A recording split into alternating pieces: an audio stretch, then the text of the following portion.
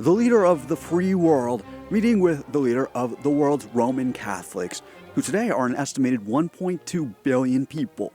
It's especially momentous when a pope and a president come together on U.S. soil, the world anticipating what message Rome will deliver face-to-face in Washington, as Pope Francis will do on the first stop of a three-city tour of the U.S.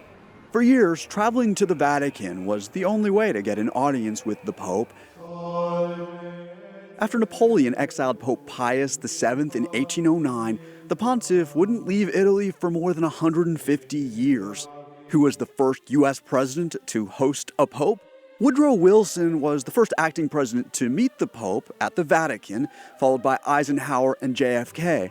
But it wasn't until 1965 that a pope first visited the U.S., during the presidency of Lyndon Johnson. What message did Pope Paul VI bring to President Johnson? Before speaking at the UN and holding Mass at Yankee Stadium, Pope Paul VI met privately in a New York hotel room with Johnson. The Pope praised the country's recent progress on civil rights and, according to Johnson's diary, offered a message of peace. The following year at the Vatican, the Pope called for a negotiated end to the war in Vietnam. That never happened. President Richard Nixon twice met the Holy Father, but he had to travel to the Vatican, as did Gerald Ford. In the late 70s, the church got a new leader, Pope John Paul II. He became the first pope to visit the White House at the invitation of President Jimmy Carter. What message did Pope John Paul II bring? Pope John Paul II shared President Carter's interest in human rights abroad, and when the presidency changed hands, the Pope's friendship with Ronald Reagan was widely seen as a force in the fight against communism. Later, with President Bill Clinton, Pope John Paul II discussed America's post-Cold War role.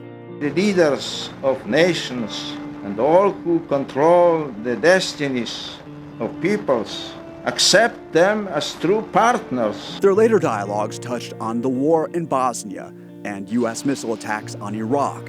On multiple visits, the Pope stressed the importance of helping our less fortunate brothers and sisters throughout the world, and offered some not subtle criticism of Clinton's pro-choice stance. The 2005 death of John Paul II paved the way for Pope Benedict XVI. On his first visit to the U.S. in 2008, Pope Benedict XVI's meeting with President George W. Bush continued the global freedom theme, touching on poverty, terrorism, as well as suffering among Christians in Iraq. It's been 7 years since a pope visited America.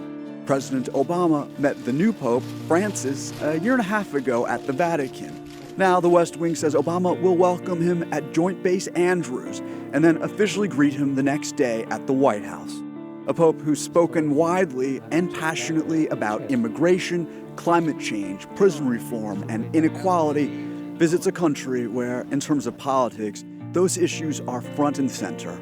It's a visit papal watchers expect to be far more than a photo op. That's the short answer.